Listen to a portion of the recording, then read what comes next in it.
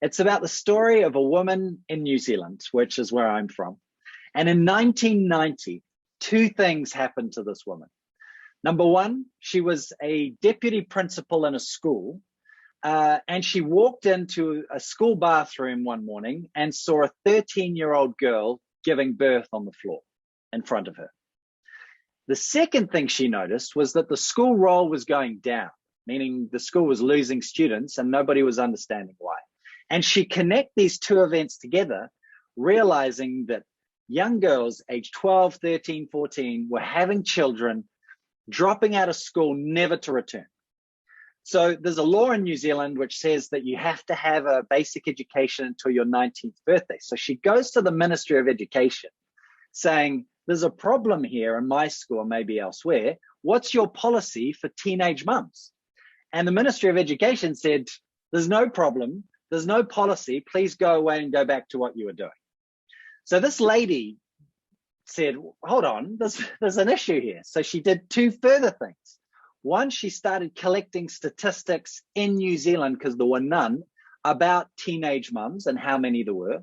And the second thing is she applied for overseas scholarships to go to countries which had acknowledged the challenge of teenage mums and had started solving it. And she got two of these scholarships, one to the University of London and one to the US, an Eisenhower Fellow. And she visited 56 schools in 12 US states in 3 months, meeting teenage mums, superintendents, policymakers, etc., and came back to New Zealand ready to approach the government with, on the one hand, statistics that she had compiled, and on the other hand, a report proposing how she thought New Zealand should deal with the challenge of teenage mums and their education. And incredibly, the Ministry of Education said for the second time, get lost. This is not your role. It's not your responsibility. Go away. So then she said, right, okay, you're going to be no help. And she took matters into her own hands and found an abandoned pub just by her old school where she was deputy principal. She took over this pub and created a school of questionable legality. She went knocking on the doors of these young mums who had dropped out of school saying, come back to school, come back to my school, and you'll get a free lunch for you and your child every day. She called up teachers that had retired and she unretired them. She went round the country speaking in Rotary clubs and asking her wealthy friends for donations, and set up this school, which soon got to full capacity with all these young mums coming in with their kids and the mums taking turn looking after the babies when they were carrying on their education.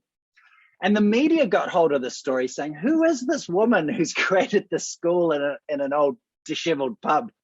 And to cut a long story short, there are now 30 schools based on this woman's initial school around the country. There's a government policy with tens of millions of finance for teenage mums and their continued education. And the statistics, when they were finally collected, showed that there were 27,000 teenage mums and dads in the system, and the problem had not been deciphered. So this woman, why do I know this story? Simply because this woman is my mum. So I've lived this story from the inside. I've witnessed the power of woman leadership, and I've seen what it can do, and it can change lives, it can create destinies, and it can change the story of so many people. And when I think back to the first students that came to her school, there was Helen, who had a child, I think she was 14 years old. She's now a PhD student and has discovered anti-malarial compounds. Lania became head of administration of the school. Another girl, Charmaine, worked in the Prime Minister's office as an assistant. Yet another girl became head of nursing. And this is what happens when you believe in their potential and when you give them an opportunity. So when people say, why are you behind a women's leadership conference? Because I have seen the power of change that women leadership can do.